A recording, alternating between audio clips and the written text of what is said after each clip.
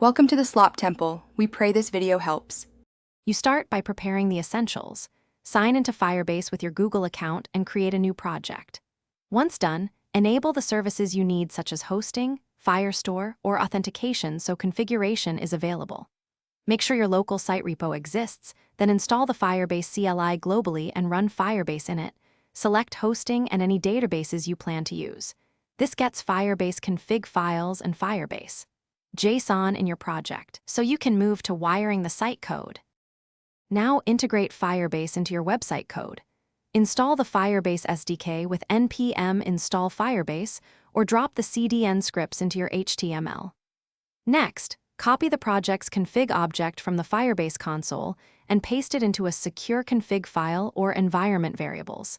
This includes API key, auth domain, and project ID. Then initialize the Firebase app in your main script and create references to the services you'll use.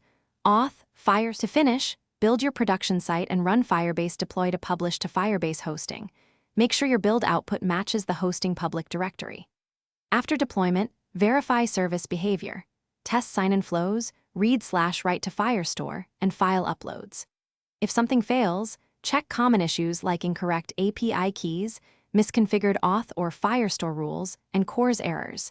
Use Firebase emulators locally to reproduce problems and iterate safely. One key troubleshooting tip: compare the deployed config with your local environment variables to catch mismatches.